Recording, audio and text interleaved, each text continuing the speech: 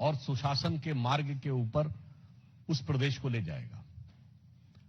हम उस समय की भी याद दिलाते हैं जब हम विपक्ष में थे और राज्यों में हमारी सरकारें थी, तो गुजरात मॉडल की चर्चा होती थी कि विकास, पारदर्शी शासन, भ्रष्टाचार मुक्त शासन किस ढंग से आगे बढ़ रहा है। याद करिए, मध्य प्रदेश में हमने ऐसी योजनाएं लागू की थी कि बच्चियों का, कन्याओं का भविष्य सुरक्षित हो सके।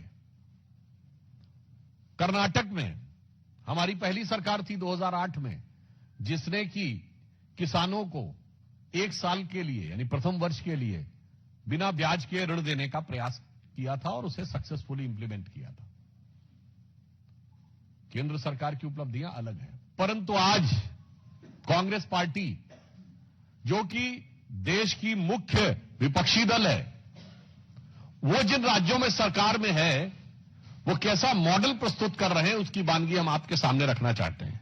कर्नाटक भारत का अत्यंत महत्वपूर्ण राज्य है और जिसमें अपरिमित क्षमता है, पर दुर्भाग्य से पिछली बार कांग्रेस के हाथ में शासन आया और अभी जो समाचार आया है कि कर्नाटक की वाइन मर्चेंट एसोसिएशन ने, यानी शराब के व्यापारियों की एसोसिएशन ने 6,000 करोड़ रुपए का शराब घोटाले का आरोप कांग्रेस की सरकार पर लगाया है।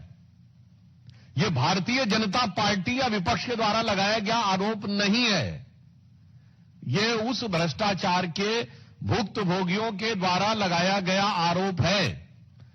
कर्नाटका वाइन मर्चेंट एसोसिएशन, और उन्होंने बाकायदा विस्तार से बताया है कि रेस्टोरेंट से लेके होटल्स तक किस प्रकार से अलॉटमेंट में विधिवत रूप से सरकार के भिन्न भिन्न स्तर पर बैठे हुए मंत्रियों और अन्य लोगों को वो भ्रष्टाचार का पैसा जाता था। यानी दिल्ली का शराब घोटाला तो आप सबको याद ही होगा, अब ये कर्नाटक का शराब घोटाला एक नए स्वरूप में सामने आया है। और शराब की लत बहुत बुरी होती है। शराब के बाद अगर दूसरी लत बुरी होती है तो वो जुए की होती है। तो कर्नाटक में चित्रदुर्ग के कांग्रेस के एमएलए ईडी के द्वारा ऑनलाइन सट्टेबाजी के मामले में मनी लॉन्ड्रिंग के आरोप में आरोपित हुए हैं और वो पहले भी अरेस्ट रह चुके हैं।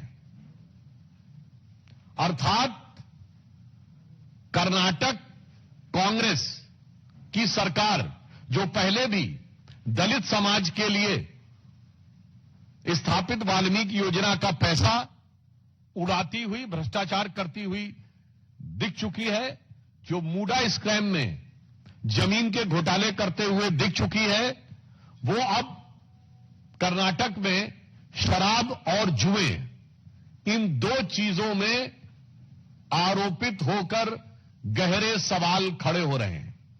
अच्छा, शराब और जुए के बाद तीसरी लत आती है लड़ाई की। तो उनका मॉडल का तीसरा हिस्सा है कि मुख्यमंत्री और उप मुख्यमंत्री जबरदस्त तरीके से लड़ाई लड़ते रहते हैं। यह वैसे कांग्रेस का स्थायी मॉडल है। जैसे हमारी सरकारों का विकास का मॉडल होता था, कांग्रेस का स्थायी मॉडल है कि जहां भी सरकार होगी तो दो ग्रुप में प्रकट रूप में दिखाई पड़ेगा। कर्नाटक में सिद्धारमैया जी का ऑन रिकॉर्ड दिया गया बयान है।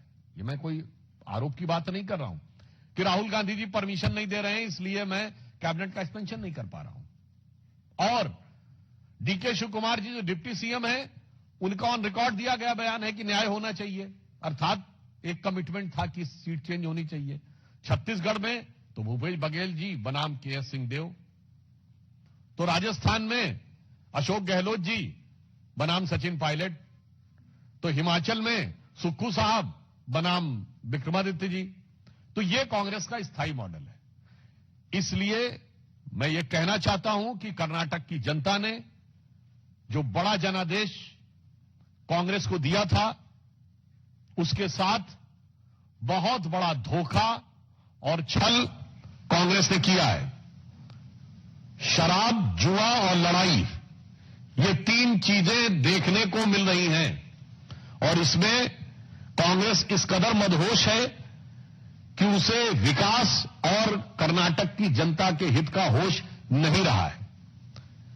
उन्हें समझाने पर भी कोई बात समझ में नहीं आ रही है। तो उनके लिए एक पंक्ति ध्यान आती है कि कांग्रेस मानो ये कह रही हो कि मुझको यारों माफ करना, मैं नशे में हूं और बोतल में मैं में नशा।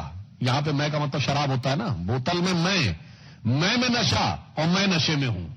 तो वो मोदी विरोध के नशे में इस कदर धुत हैं कि अब जहां जहां सत्ता में है वहां पर वो समाज कल्याण, जन विकास का कोई कार्य न करते हुए सिर्फ भ्रष्टाचार में आकंठ डूबकर और अपनी स्वार्थ सिद्धि में और समाज को तोड़ने बांटने में लगे हुए हैं।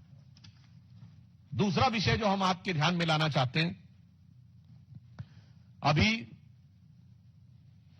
हाल ही में कोलकाता उच्च न्यायालय ने पश्चिम बंगाल सरकार को एक कड़ा निर्देश दिया कि सीमा सुरक्षा बल, बॉर्डर सिक्योरिटी फोर्स के द्वारा भारत बांग्लादेश सीमा पर, जिसमें तकरीबन 9 जिले पश्चिम बंगाल के आते हैं, वहां फेंसिंग के काम के लिए जो भूमि आवंटन की प्रक्रिया थी वो तत्काल करके 31 मार्च 2026 तक सूचित की जाए। यह राष्ट्रीय सुरक्षा की दृष्टि से अत्यंत महत्वपूर्ण कदम है, परंतु यह एक बहुत दुखद, दुर्भाग्यपूर्ण और विचलित करने वाला प्रश्न उठाता है। यह साफ दर्शाता है कि पश्चिम बंगाल की तृणमूल कांग्रेस के शासनकाल में देश की सीमाओं पर सुरक्षा की कीमत पर घुसपैठियों के वोट के लालच में, सिर्फ क्षुद्र राजनीतिक स्वार्थ में राष्ट्र की सुरक्षा का सौदा किया जा रहा था।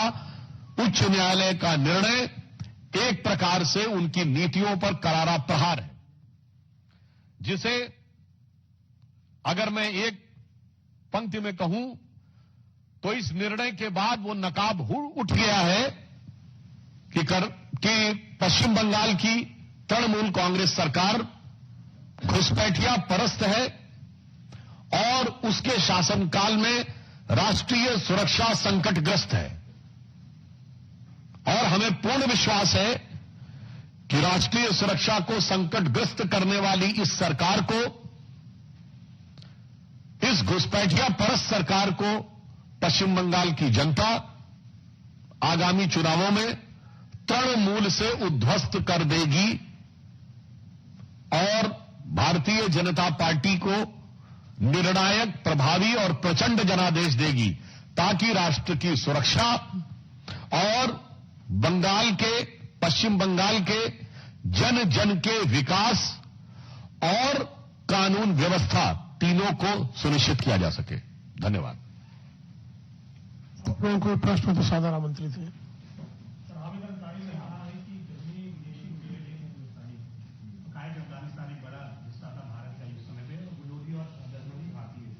देखिए, मुझे लगता है कि लुटेरों को अपने से जोड़ते जोड़ते समाज का कुछ वर्ग अब पूरे भारत को लुटेरों से जोड़ने लगा है। मुझे लगता है इस लुटी पिटी मानसिकता से बचने का प्रयास करना चाहिए, और यह वही मानसिकता है जिसके लिए माननीय प्रधानमंत्री जी ने कहा कि मैकॉले की मानसिकता को अगले 10 साल के अंदर हमें उद्ध्वस्त करना है।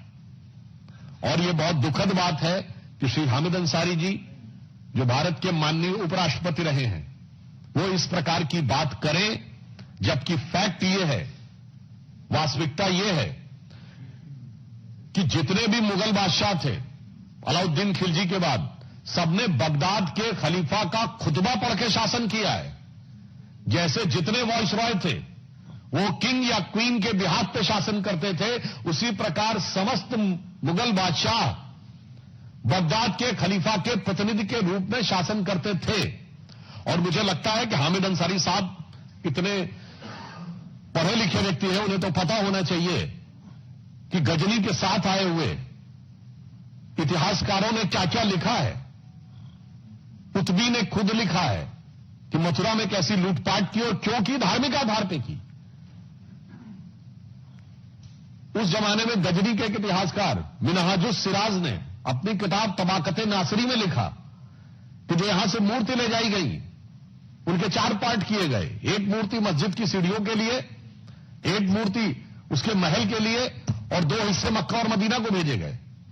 मुझे लगता है जब वहां के लोगों ने इतना लिखा है तो वो किस कारण से लुटेरों के प्रति इतनी आत्मीयता है, ये अपने आप में दर्शाता है कि एक रोगी मानसिकता है। और ये मुगल, मैकॉले और मार्क्स, ये M3M के कारण ये सारी की सारी समस्या उत्पन्न हुई है। और इसलिए इस प्रकार के विचारों को भारत की प्रबुद्ध जनता आज भली भांति समझ सकती है। और एक पॉइंट और कह दूं, आजकल इन विचारों को स्थापित कर पाना बड़ा मुश्किल होता जा रहा है जब से इंटरनेट का युग आ गया है। देखिए, जब प्रिंटिंग प्रेस आया था तो उसने यूरोप में बहुत बड़ी समस्या पैदा की थी, क्योंकि कुछ लोगों के हाथ में ज्ञान का स्रोत रहता था, अब किताबें छप कर जाने लगी थी। उसी प्रकार मुझे लगता है कि जो क्रिश्चियन थियोलॉजिस्ट थे उनके लिए चुनौती प्रिंटिंग प्रेस ने पैदा की थी। अब ये जो हार्डलाइनर फंडामेंटलिस्ट इस्लामिक थियोलॉजियंस हैं, इनके लिए इंटरनेट समस्या पैदा कर रहा है। ये मार्क्सिस्टों के लिए और मैकाले वालों के लिए इंटरनेट एक बड़ी चुनौती है, क्योंकि अब किसी भी सच को छुपाना इतना आसान नहीं है। दुष्प्रचार बहुत है इंटरनेट पे, मगर अगर कोई सतह पर जाना चाहेगा कि सच क्या है तो वो कुछ घंटे की सर्च में लगभग 80 से 90% सच तक पहुंच सकता है। तो मुझे लगता है कि जो लोग चेहरे बदल के आते हैं तो उनके लिए एक पंक्ति कह देना चाहता हूं कि सच जरा सा घटे या बढ़े तो सच सच न रहे, मगर झूठ की तो कोई इंतहा नहीं। लाख चेहरे बदल के आ जाते हैं ये, पर आईना कमबख्त झूठ बोलता ही नहीं। विकास चंद्रा जी। सर, मेरा सवाल है कि राहुल गांधी ने पहले शिकायत की कि 26 जनवरी के कार्यक्रम में तीसरे लोग में बिठा दिया गया खड़गे जी को। कमेटी ने की हुआ खाली कर दी जाएगी। नहीं, वो अनेक महत्वपूर्ण अवसरों पर नहीं रहे। माननीय उपराष्ट्रपति जी के शपथ ग्रहण के समय, संभवतः जहां तक मुझे ध्यान है मुख्य न्यायाधीश के शपथ ग्रहण के समय नहीं रहे, क्योंकि वो विदेश की यात्राओं में और संभवतः उसकी प्लानिंग में और उस प्लानिंग के द्वारा भारत के अंदर विवाद उत्पन्न करने में और अपने इंडी गठबंधन के साथियों को निपटाने में इतना व्यस्त रहते हैं कि नेता प्रतिपक्ष के संवैधानिक दायित्व का निर्वाह करने का समय शायद उन्हें नहीं मिलता है।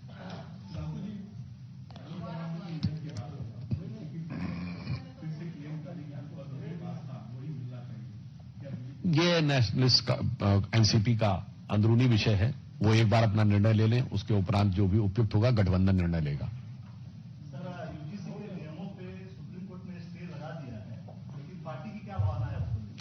देखिए, चूंकि वह मामला सर्वोच्च न्यायालय में विचाराधीन है और न्यायालय ने उस पर स्थगन आदेश दे दिया है, इसलिए उस पर टिप्पणी करना उचित नहीं है। परंतु एक बात बहुत स्पष्ट है, पार्टी का विचार कि हम किसी के भी साथ अन्याय नहीं होने देंगे और न्याय सभी को सुनिश्चित करने के लिए हमारी सरकार प्रतिबद्ध है। बहुत बहुत धन्यवाद। स्वामी अमृतेश्वर ने कॉन्फ्रेंस करके यूपी सरकार पर हमला बोला है, कहा है कि आपने गोरक्षा के लिए क्या किया, जितना ट्रॉमा एक्सपोर्ट होता है उसका 40% जो है वो उत्तर प्रदेश से हो रहा है।